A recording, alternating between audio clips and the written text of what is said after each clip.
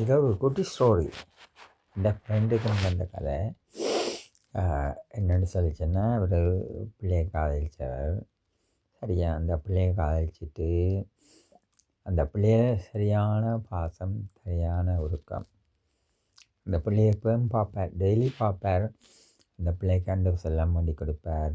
அந்த பிள்ளை ஓகே என்ன டிவி போய்க்கையும் அந்த பிள்ளையை பார்ப்பார், எல்லாம் செய்வார், எல்லாம் பார்ப்பார். அந்த பிள்ளையும் ஒரு செயின் ஒன்று கொண்டு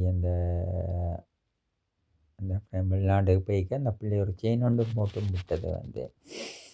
ஆனால் துரசிட்ட பாசமாக என்ன நடந்ததுன்னு சொல்லி சொன்னால், அந்த ஃப்ரெண்டை அக்காத்தான் ஒரு துரோகம் பண்ணிட்டேன். அந்த ஃப்ரெண்டுந்த அக்காத்தான் ஒரு பெரிய துரோகம் பண்ணிட்டேன். என்னென்னு சொல்லி சொன்னால்,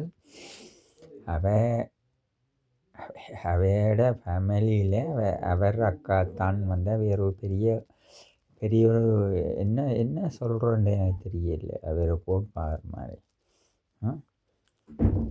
அதாவது அந்த ஃப்ரெண்ட் படித்தாதான் அந்த பிள்ளையை காட்டி கொடுக்கணுமான்னு சொல்லி அந்த ஒரு ஈகோ ப்ராப்ளம் இருந்தது.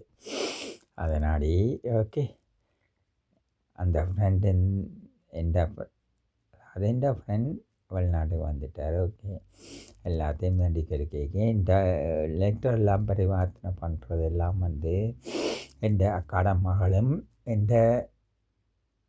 இன்னும் ஒரு அக்காட மகனும் தான். ஆனால் இந்த லெட்டர் ஒன்றும் அந்த பிள்ளைக்கு போய் செய்தே இல்லை. எல்லாத்தையும் தடுத்து நிப்பாட்டி எல்லாத்தையும் நாசம் பண்ணி போட்டு நம்ம எல்லாரும் இப்போ எனக்கு சரியான அதாவது இந்த ஃப்ரெண்டுக்கு சரியான மனவிருத்தி. அந்த மனவிருத்தியில் இருந்து வாழ்ந்து கொண்டு கேட்க எனக்கு அதாவது இந்த ஒரு ரெஸ்பான்ஸும் இல்லை. என்ன செய்ய முடியும்?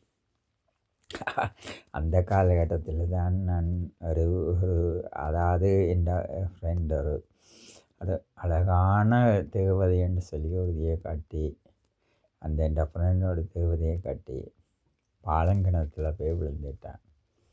என்ன பண்ண முடியும்? இதுதான் தலையில். அடுத்த ஸ்டோரியை நான் திருப்பி கரையான் பண்ணுறேன். Okay bye.